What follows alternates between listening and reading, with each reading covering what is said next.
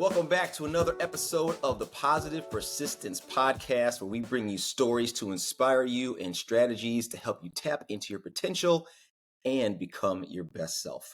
I'm your host, Ian Bowen, and today I'm joined by wellness mentor, personal trainer, and the creator of Simple Healthy Living Formula, Charlene Hutsebaut. Charlene, welcome to the show.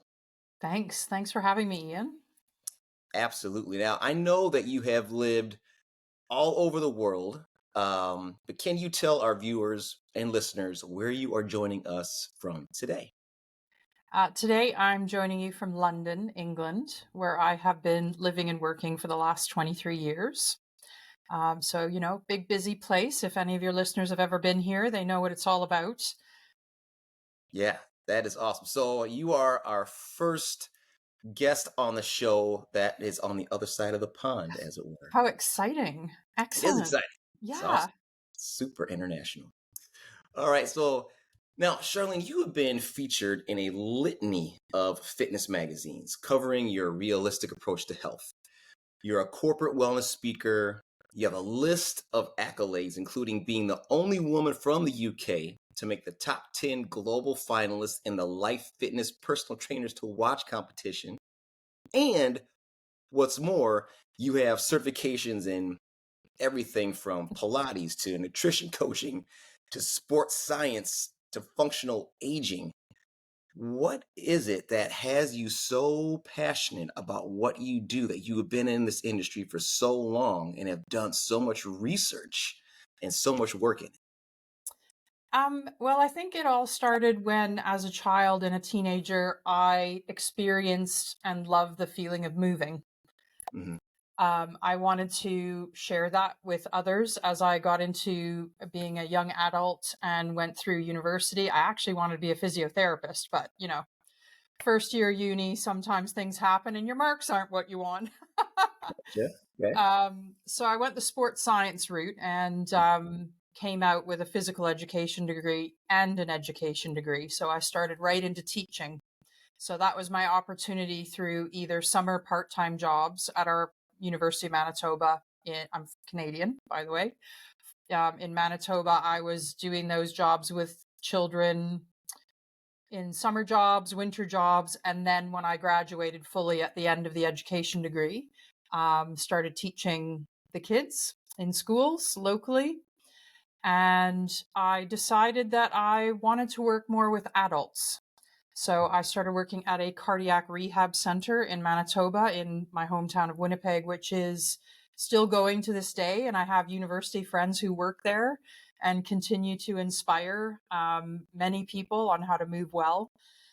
So I guess for me, it's really how can I, in my career, help people and guide them to moving well for them. So it helps them feel great. Yeah. And, I'm a full believer in being educated in the area. It's great if you've experienced either weight loss or movement yourself. And I think, that's really important piece of the puzzle. But Mhm. having a background education in what we do, I think is really, really important. Because knowing the anatomy, how the body moves, Yeah. my forte is not the physiology, but the movement. But whatever your piece is in fitness, I think it's really important to keep your education going throughout your career. And that's why I keep adding things to my list of courses, certifications, etc. And as I'm getting further into my career, a lot of the education I take is born out of a client needing something new or a new client coming to me, oh, I don't know that part and I'd really like to learn about it. And it is within my scope. So I'm going to Mhm. take that new workshop. So that's why I think the continuing education is important for me, but also others like you and, our colleagues in the industry. Yeah. So I imagine with all of this knowledge that you have and all the certifications you have, you are really able to offer a truly holistic approach to health and wellness. Yes, I would say so, but I'm not sure if you would agree with this or not. But the more you know, the less you know, if that makes sense. Well, explain that to So me. what I've realized is I really have a passion for teaching great body movement. So whether Hmm. that's weight training, or I'm also a Pilates instructor teaching Pilates. Hmm. Um, the nutrition side, I have some certifications, but I actually will pass clients on to nutrition colleagues who either have a degree in nutrition or a much deeper foundation than I do, because I want my clients to get the best information and support that they can in whatever area. So I've just learned over the years you can't be a jack of all trades all the time. True. And to look out and have a nice circle or list of people that you trust, other professionals who complement you in your service to your clients. Yeah, that is very humble and very knowledgeable. So I'm curious, did you have a fitness journey of your own that piqued your interest in this industry in the first place? Well, that is where I was a jack of all trades. When when I was a child and teenager, I tried every sport under the sun. Mhm. Ice skating and ringette at the time, which is the 1970s, 80s girls form of ice hockey. Rockies, yep. Um, I played that, and volleyball were my two big loves. Oh, and baseball. So Okay. um, I didn't really go to any higher level per se, but I just did so much of it up until the end of my 20s that is really my foundation of sport. Hmm. But then once I stopped playing team sports, I needed to find a way to continue being active and healthy and still enjoying movement.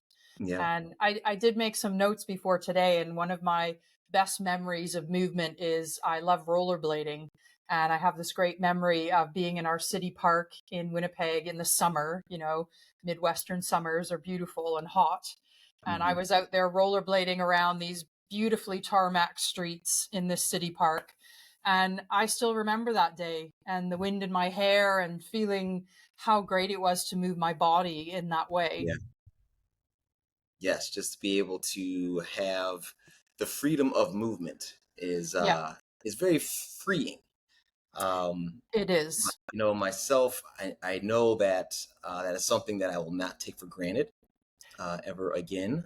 Had that, could say, taken away from me for a Yes. number of years, and Yes, that's I something read that, your story. yeah, I think that's something that most people do. They take for granted, and they don't take care of their bodies, and then we end up, in our 50s, 60s, 70s, starting to have movement issues, and Yes. we wonder why, and it's because we've adopted a sedentary lifestyle, and we haven't actually put the work in to take care of our bodies, so our bodies can move us through this life as Yes. long as Yes, exactly. And that we had a brief chat before we started about, the type of clients we're attracting now at this stage of our careers. possible. And I find as I'm getting older, older clients are coming to me. So actually, most of my people now that I train or teach movement with are over the age of 50. Hmm. So over the years, I've taught people movement between the ages of 5 and 95, but at the moment, they'd be between 50 and 95. Yeah. And this is what I find happening is that people who were sort of generally fit before, they're hitting their 70s and 80s. And then all of a sudden there's an issue, whether it's with balance and they have a fall or moving around their home, rolling over in bed. There's little things that start happening that people just don't expect. Hmm. But if, as you say, we can put the work in now and inspire them to do these things now, they hopefully won't run into a lot of those issues later. Yes, motion is the lotion, as they say, right? It is. Yeah. So you talk a lot about daily feel good practices. Yes. And I really want to touch on that because, dealing with the population that I've been servicing for the last decade plus in my fitness world, I find a lot of moms who are in their 30s, 40s, who have maybe been an athlete in high school or Mm, before, yeah. were active, but after they found themselves in the role of servicing their family and everybody else except Yeah. themselves, they've come to a point to where they don't feel good. Yeah. They have neglected themselves, and that is now starting to weigh on them emotionally, Yeah. and physically, obviously, and they just don't feel good anymore. They feel stuck, and they feel Yes. like, how did I get here? Like, I used to be this way, I used to feel this way, I used to look this way. Mm. I don't anymore, and I don't like this. Yeah. How do I move forward? So when you talk about, the daily feel good practices, and I don't want to answer this question for you, but I feel like that sounds like some things that we can do on a daily basis that maybe are simple, Yes. not necessarily easy to get started, but once you do, that will lead you to better self-care, and that will Yes. then lead to a better mental emotional state. Yes. I agree. Well, first thing I want to say is all those women or people you've worked with who have felt those things. I don't personally have children, but I've had a very busy work life. I've run two of my own businesses. I have an older, my father is older now. I take care of him, loads of clients to take care of. The businesses are really, as you know, they're the big babies. They really Yeah. take a lot of time and effort and Yes. passion and that kind of thing. And it's very easy to fall into patterns of stress, overworking, Mhm. etc. So, and I have worked with a lot of moms, and some of those tougher conversations are around, well, yeah, I haven't been taking care of myself because I put everybody else first. Yeah. I've heard that so many times. So, um, you can see why they want to do that. Of course. Because those little people are important. The family is just so important. Yes, so many So times that the mom is the linchpin. She's yes, like central communications. She is giving love to everybody, making sure that everybody else is okay. And then the last person on the list yeah, is her. yeah. What I can say to that is that when I've worked with someone who has discovered ways and takes action in ways to take action for themselves, Mhm. that is really powerful for them, because they're able to feel a bit more energy, feel a bit more motivation. Then, of course, as we know, they're better for their families Yeah. because they've had that time for themselves to refresh, regenerate, build. Mhm. Whatever those actions are that they need to take. So some of my daily feel good practices are, and my brain's whirring here on my first one from what you've just said to me, is take some time in the morning and find a way to get what I've written here is release the rush. Now, obviously, when you have small children, it's a rushing around situation in the morning, isn't it? You're trying to get everybody ready, lunch is ready, get them out of the house, get them in the car to the bus or whatever your routine is. So, what I'll say to that is get that part of the day out of the way. And then, if you can find a small block of 5 or 10 minutes for yourself, whether it's just before you have to go to work or get yourself to work, then settle in for 5 or 10 minutes before you start. And you could use anything there. You could use breathing, journaling, sitting quietly, doing nothing, read a book. Hey, do a set of squats. Whatever it is that feeds that person and whatever it is they feel they need in that moment can be really beneficial. Um, I don't always get this one in, but I'm a big believer in saying positive affirmations and recognizing the things that I'm grateful for in my life. I think those are really powerful to set positive mindsets for the day, and that can really get your day kick-started in a with a good foundation. I'm writing notes here as you're talking. Oh, okay. Now, I will say that a lot of these things are personal to me, but there are some, obviously there are going to be messages from my work in here as well, but some may be slightly different for your listeners. Um, I need to eat at intervals through the day. So Okay. I know there's so much out there right now about fasting, Mhm. um, intermittent fasting. I do believe in intermittent fasting. I like the research on it. And the big thing for me with intermittent fasting is it's doable. So if someone can have their last meal 3 hours before they go to bed and then get a 12 or 14-hour window in overnight, which is natural for us anyways, Mhm. I think for most people I've worked with, that feels realistic and doable. Um, I'm in my work, in my practice, I don't like to give people things that are like completely unrealistic or just won't fit in their lifestyle. Or, Right. I'm sure you've had these people, you can see the look on their face when you suggest something and they go, whoa, Yeah. whoa. Hmm. So I think eating at intervals through the day, especially if you have a heavy work life and that kind of thing, it's important for the brain to get the fuel, not only our physical bodies, but up here. Yeah. Yeah. I don't think that people really think about food as fuel. Yeah. I think we think about how it tastes and how how it makes that message from our tongue to our brain saying, Yeah. and it fills our belly and makes us less hungry. But we don't think about it as how it actually benefits our body. And especially we don't think about how it benefits our brain. Like we don't ever think about feeding our brain, how important the nutrients that we put in our body actually is to feed all the systems of our body. And Yes. before we go down any nutrition rabbit hole, I want to go back Okay. to release the rush. Yeah. You were talking about like the morning routine. Now, is it possible, can you do this before the morning rush begins? Yes. I have a few clients who, one in particular, it it took us about a year to get this set for her. This is how much she had to try and practice and practice and practice to get this into her daily routine. Hmm. She wakes up in the morning, gives her face a little splash and feels a bit fresher. And then she'll take herself off somewhere in the house. She has children and a husband.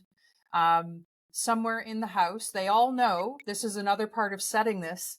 Mom's off doing her 10 minutes and setting that expectation and showing modeling to your family and your children that it's all right to take a bit of time to yourself. So this client goes off, she does a short meditation, she does a bit of journaling where I know she writes some positive affirmations and grateful statements, and Hmm. then she does a nice little 2-minute movement session. So she takes that from her yoga instructor she has. No, I'm sorry. She takes that from the mindfulness app that she uses. Okay. So those are her little practices she puts in, and that works for her. And that's a ritual that she does on the daily. Yeah. I love the And fact that you go ahead. I'll just add here that, when I was coming into fitness in the late 80s, early 90s, and doing all my university, there was such a different mindset around working out, for example. You have to do it for an hour. It has to be an hour or an hour Yeah. and a half, or you're going to get nothing out of it. Right. Untrue. Right. And that's the same, I believe, for the daily small practices that help you build your energy, set your foundations, make you feel good. Little things can help you. And why are they so important? Why is it important to have those little practices on a daily basis to help you feel good? Because some of us I'm just too busy, I I hear that a lot. you know? Well, That's the story. if you think about, there's a technique in fitness called periodization. So if you think about an Olympic athlete, they with their coach, they will periodize their program. There's macros and micro um, parts of this. So the macro is the big picture. So if they're moving towards the Olympics in 4 years, Hmm. it's a 4-year plan. Then they'll Right. break it down to years, then they'll break it down into months, and then into weeks. Now, there's probably a mindset out there with lay people that high level athletes are always working out hard. Right. They will not become an Olympic athlete if they're always working out hard. They need to ebb and flow and go through peaks and troughs of harder work, medium work, low work, and rest and recovery. Hmm. So I think the daily feel good practices, slotting those little things in, help with the foundation of that kind of thing. And then you can think about the movement as a separate thing and periodize that as well. Yeah, that is, I think, so important for people to realize that it's a necessity to It have is. these daily feel good practices because without them, you're going to find yourself stressed out. You're going to find yourself in a place that you probably don't want to be emotionally, Yeah. physically, spiritually, um, without being able to find ways to recharge yourself. Yes. And it doesn't have to be this huge, overwhelming scenario that you put together. As you mentioned, it can be these small slots of time throughout the day where you're, as you mentioned, setting the expectation, sometimes for others, setting Yes. boundaries so they know, like, this is going Yeah. to be my time to chill, relax, recharge, so I can be a better person for me, the best version of myself, which is also going to benefit other people. Yeah, absolutely. And I really like the research and guidelines or suggestions from the ACSM, the American College of Sports Medicine. They suggest, I believe they still suggest 150 minutes of movement per week. But what's lovely about that is that the research shows you can break that into 10-minute blocks. So it's either, I can't remember how many that is, but it's 5 half-hour sessions. Um, so you could break that down even further if you wanted to, and those movement sessions are still valuable. Yeah, I love that you said you could break it down because if you say that to a person who is not necessarily active on a daily basis, they think 150 minutes. I don't have time for that. Yeah, Wait a second. Yes, I mean, out of a 7-day week, you can yeah, find 5 30 minutes periods time to get some movement, yeah, right? It's yeah. And for you're getting, parents, I think, listen, if you're lucky enough to be in a two-parent family, I Mhm. suggest to them ask your partner if there's a time or two in the week where you can tag team. So Saturday morning's always great. You know, if the kids aren't in a club or something, you could say, I'd like to go swim for half an hour. Can you be at home with the kids? Oh, when you get back, then you can go for your run. So that's quite nice. If you're not in a two-parent family, that's the reality for some people. Yeah, Ask a friend, find a babysitter if you have access to that type of person, ask a neighbor, or do it when the kids are in school. There's always a way, I think, always a way. absolutely. As they say, where there is a will, there is a way, right? That's the There saying. is. Now, Charlene, you've been quoted to say that you believe that we can live a vibrant, fulfilling, fun life filled with energy as we go through our chapters of life. Yeah. Now, with the pace of life that most of us choose here in the Yeah. United States, Yes. how do we make that happen? Well, we talked a little bit about it already. Put little blocks of movement or daily foundations into each day, each week. Hmm. One of the things that I made a note about was it is about finding your balance. So, where can those things go in where you're not creating more load? Yeah. Um, I talk a lot to my clients about, um, well, they may think that a hard workout is load, but then they forget that they've just worked a 10-hour day at work. Well, actually, that's load.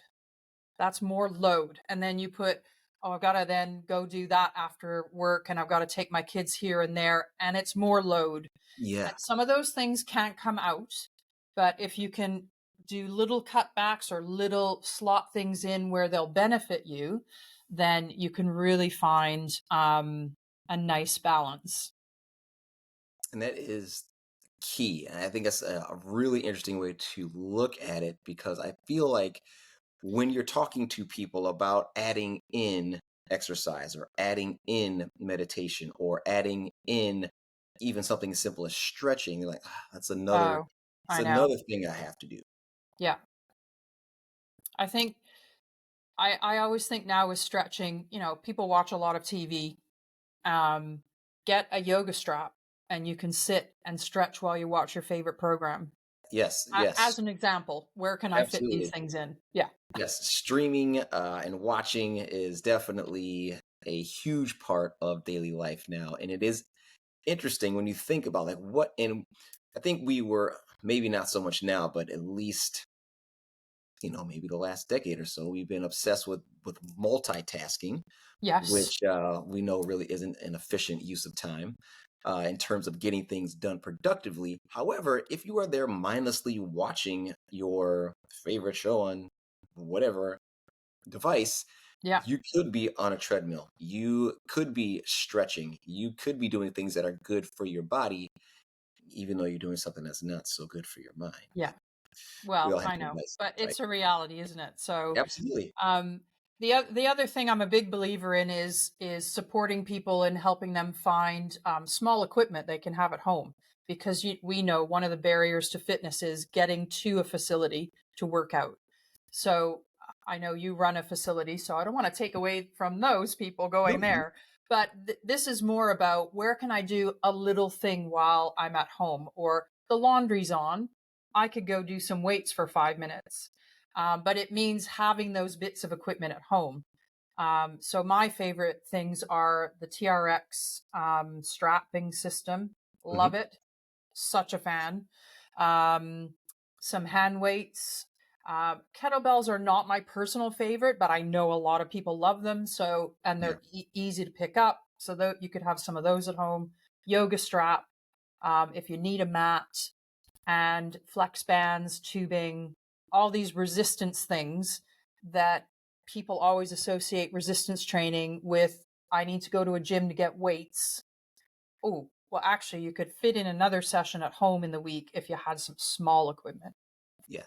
Yeah. I am a proponent of people having some equipment at home because let's just be real. Life is life, and there's some days you won't be able to get to the gym. And instead of skipping your workout, let's get something done at home. Yeah, exactly. Um, and one of the things that I have in some of my programs online, that kind of weaves nicely into what we're talking about, how to fit things in or shift things around so we're not adding more load, is a weekly check-in. So that could be any time of day, any day of the week, wherever someone has 5 minutes to do this. Mhm. Um, I mean, Sunday night or Monday morning are logical because then we're starting into a new week. Right. But the idea is that you check in, make a list of things that you want to either keep working on, improve, or you're struggling with. So this is something I do with one of my clients at the beginning of every session. We have a list of her things that she wants to check in on every week. So one is mood, one is pain, one is anxiety, and the other is motivation. And we rate those on a scale of 1 through 10 for that week. And that helps inform her of where she may want to put her focus in the following week. Oh, that is great. And it So doesn't that's take long. You've yeah, got your list of focuses for you as a person. right. And so now you can have some intentional focus on what you want to be working on in the upcoming week, potentially based on what happened the week prior. Yes, absolutely. And also, what's coming in the schedule that following week coming up. Mm-hmm. Because sometimes we won't have as much time to get to the gym or do a workout at home. Yeah. So that may be more of a rest and recovery week, and that's okay. We need those weeks. So if people can start sort of seeing this bigger picture and how they can adjust things and what they may need more of that following week. Again, it's another really powerful tool in my mind. Yeah, that is. Can you go over the bullet points again that this particular individual uses? I think a lot of us probably need that. Yes, so it's a What is the weekly check-in? check-in. Hmm. And well, I'll ask you, what if you had 5 things that you'd want to check in for yourself with your health and fitness each week that you either want to work on, improve, you're struggling with, what would those 5 things be for you? Yeah, I think that anxiety is definitely one. I would actually put anxiety and stress kind of in the same bucket. Yeah. Um, I would definitely say my gratitude and my mindfulness. I think I would put that in the same bucket as well. Okay. Uh, my energy, I would put in a third bucket. In a fourth bucket, I would be thinking about how I'm taking care of my body. So that would be my movement and my nutrition. Yeah. Um, and then I think in the fifth bucket, it would be for me personally something I need to work on and I've been working on is how often have I been able to lead with love? Nice. And that is in different areas of my life. Lead in love at home, lead in love at work, Yeah. lead with love in all of my relationships. Um, so that would be my 5 buckets I think I'd be checking in on. Well, I invite you to find a couple of minutes in the coming weeks, each week, to reflect on those, rate them on a scale of 1 through 10. And then, you might have one, if anxiety and stress are low one week, you might not really need to, you want to keep your foundational practices in that help you with those things, but you may not need to do as much of that week. But if you want to look more at your nutrition, you may need to put more time into whatever nutrition needs you have, whether it's prepping food a couple days before, trying new foods. Like, I don't know what your things are around nutrition, but if that's higher on the scale, then you may want to focus more on that in the coming weeks. Yeah. I will be honest, even though I'm a fitness professional, sometimes my nutrition isn't the best. I hear you. I have the same pitfalls as everybody else. Yeah. We have 5 boys, all of which are in sports. Yeah. So there are some difficult times where we're on the road, we're Oh, yeah. running kids from practices to games, we're at tournaments, and you don't always have the time to have the best nutrition. So there's times where you do fall off. Yeah. Um, but Absolutely. the important part there is that you get back on and you continue to with your nutrition and get it back in check.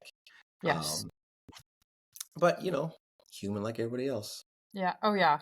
I mean, personal trainers and people who work in health and fitness are not, we're not perfect. No, We absolutely. try, but we're like anyone else. Yeah, yeah, absolutely.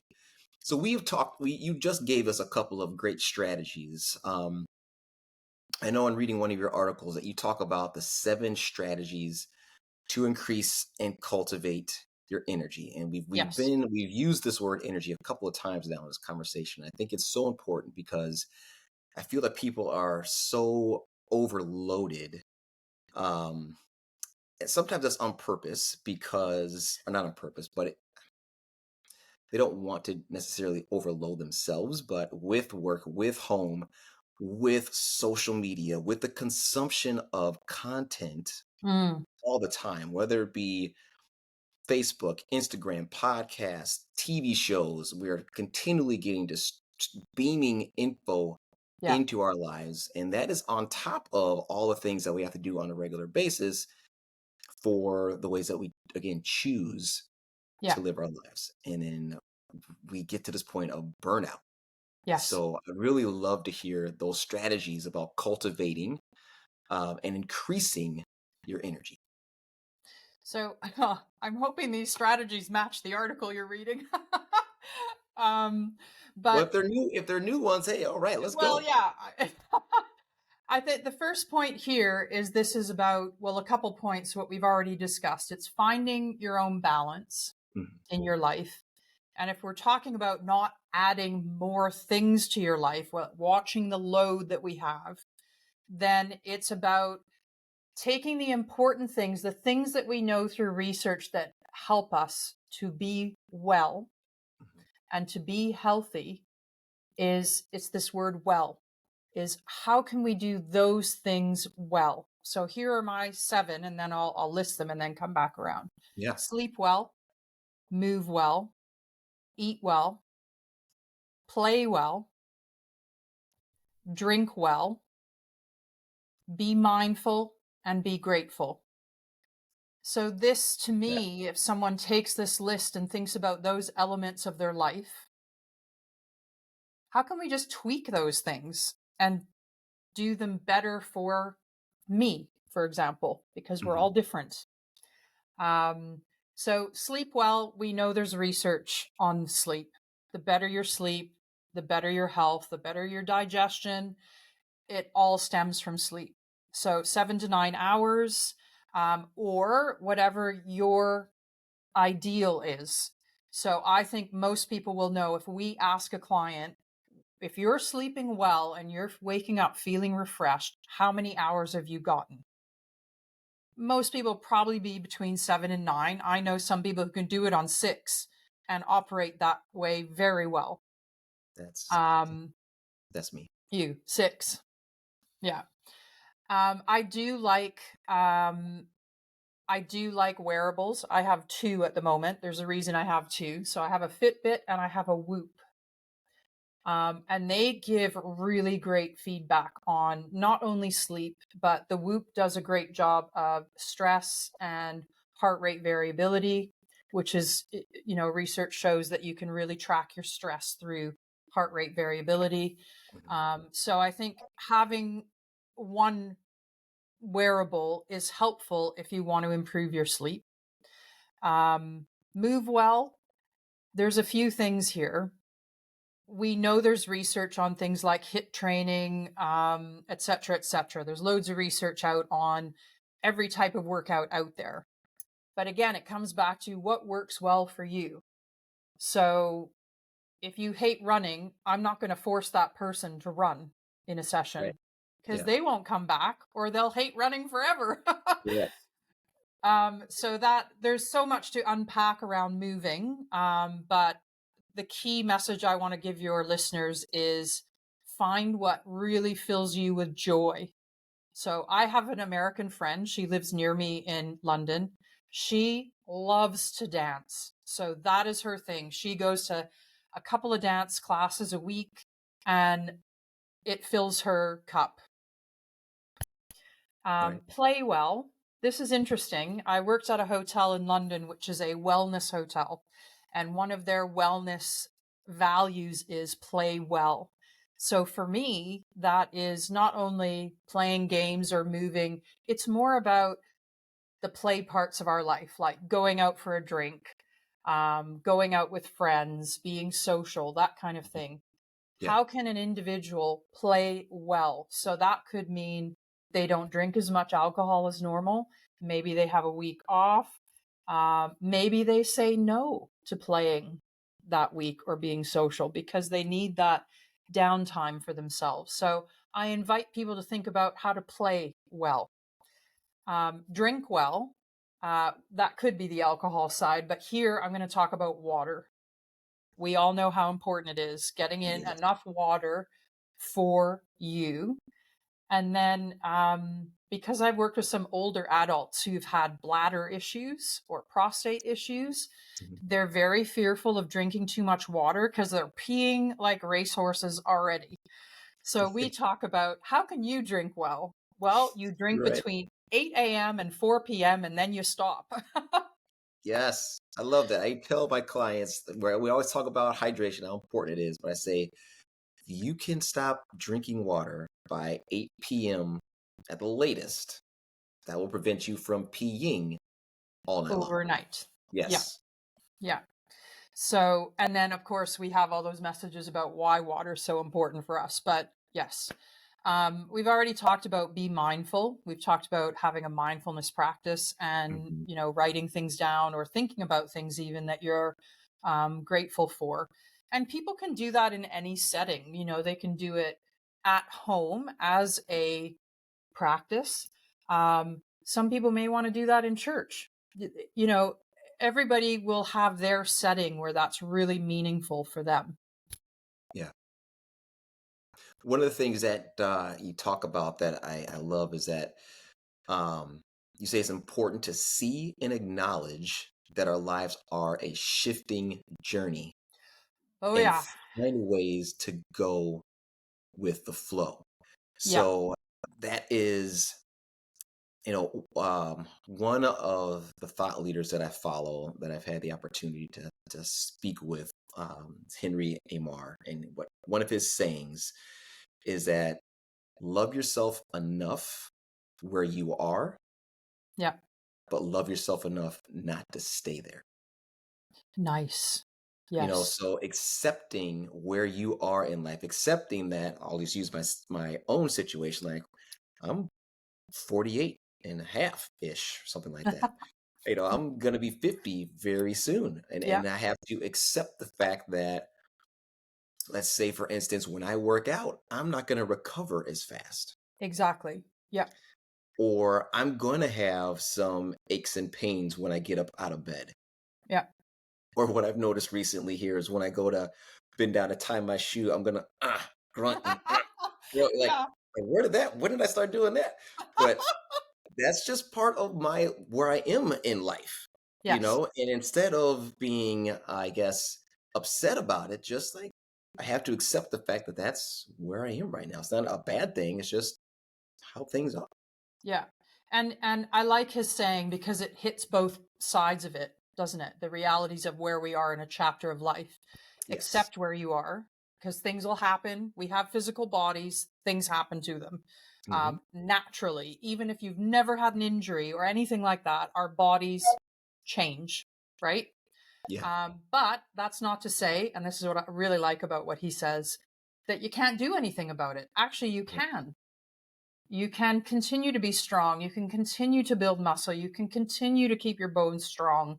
You can continue to be functional. It's just that you do have to do some things towards keeping those things and or improving them wherever you are in your life. But yeah, I think if I reflect, I'll speak for myself. I reflect on how I felt in my body. I've always been very intuitive, how my body feels, how it moves well, how it doesn't move well, when I'm tired, when I'm hungry. Hmm. I am a physical kinesthetic person. I felt great overall in my 20s and 30s. And then things started to change and it was like, what the heck? Who is this person? Right. Yeah. Um, so I've had some health challenges in after turning 40. I'm now like cruising my way towards menopause. And women's bodies change in all these different chapters. And then Mhm. you layer on top, a lot of people know what I'm talking about, either raising your kids, which is a lot of work with love, Yes. or taking care of older parents, which is my thing in my chapter of my life right now. Yeah. um, we're adding more load. So not only is your body changing in these different chapters, but you have more life load. As we come into our 40s, 50s, and 60s, there's a lot more going on. There's a lot more admin of life. You're either like we are running a business or you're getting higher in your career in these Mhm. decades and Mhm. you've got the kids at home. Yeah. And Um, you're the parents, the whole sandwich generation thing. yeah, exactly. So I think what I'm trying to do better in my life, I don't always achieve it, but just be more gentle with myself and say, this is where I am. Like you've said, this is where I am. This is what my body's doing. I work in this industry. I don't actually completely understand what my body's doing right now in this chapter. Even though I can intellectualize the research and the information, my body's still doing some wacky stuff. So I'm trying to accept that those things are happening, but I'm still keeping my movement foundations, my eating, always a task, um, and just trying to do what I can with what I have right now. Yes. Do what you can with what you have where you are is a Yes. quote from Les Brown that I love that, and that's so true. That is Yeah. so true. And I think just to round out that point is that if you don't understand something or you're struggling with some information or you really want to make an improvement somewhere, but seek out a professional, or look it up online, but obviously find someone online who is a professional in their area. Yeah. If you want to get a personal trainer or look into a nutritionist, I think functional medicine specialists are amazing because they really do a holistic deep dive into your life. They're looking at Mhm. nutrition, a little bit of movement, overall health, etc., systems, body systems, etc. They're brilliant to get some advice from. Yeah. So yeah, just reach out, get some support, even if it's like support of I want to move more, so maybe I'll ask my friend to walk with me twice a week. That's support, and it doesn't cost anything. Right. Yeah. Simple. Love that. Simple, but I think the problem is when you're so deep in your own life, and Mhm. this is where I think you and I are in a very privileged position, because people come to us and they're so deep in their own life they can't see out of it. Yeah. So we can ask them all the probing questions and ask them about their lives and how they're feeling, and we can get a snapshot from the outside, and then we can help to guide them or nudge them in different directions that they may want or need. Yeah. Yeah. The saying, it's hard to see the picture when you're in the frame, is Yeah, so true. And what you said is so important, to find somebody that can help you. yeah, Somebody that, whether it's a coach or a colleague or a friend, um, reach out to somebody. Don't suffer in silence.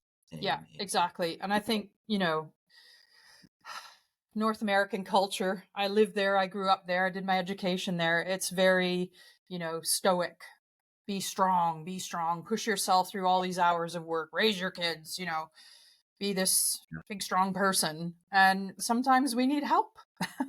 Yeah. A lot of the time. Yeah. Absolutely. Well, Charlene, it has been a pleasure having you on the show. Thank you so much. You have dropped so much knowledge and strategies and tips for our Mm. listeners and viewers. I would love for them to be able to know where to find out more. So, where can they get more Charlene love? So, first would be my website, which is as my name is spelled there on the screen and will Mhm. probably be in the text in your podcast. Yep. Yep. We'll So, put it's that in the. www.charlenehutsebaut.com. And I'm also on all social media, most social media channels at Positively Slim, so they Positively can Slim. check out what I'm doing over there for Okay. And some they can get inspiration. information from you in those areas about your simple, healthy living formula that you have as well. Yes, so I have a couple of programs on my website that do list out, even if someone just wants to read sort of how it works, that might inspire someone, even if they don't want to take part in it. Mhm. Um, there's a list there of things that we've talked about today, and they could go, oh, well, maybe I could work on that. Maybe I could work on that. Yeah. Um, and you've inspired me to do a little post about the daily feel good practices and the 7 strategies. So I'll thank you very much for that. Sure. Anytime. Yeah. Well, again, I want to thank you so much for being on the show, and I want to thank all of our listeners and viewers for tuning in. If you guys have heard something that you really have taken to heart, or that you vibe with, please do not hesitate to give a recommendation. Share this if you think you can help. This can help somebody else. Give us a review. You can find us everywhere on our socials. And I want to always round out the end of our shows with reminding everybody to stay positive, stay persistent, and remember, mindset is everything. It We'll see is. you next time. Thanks, Ian.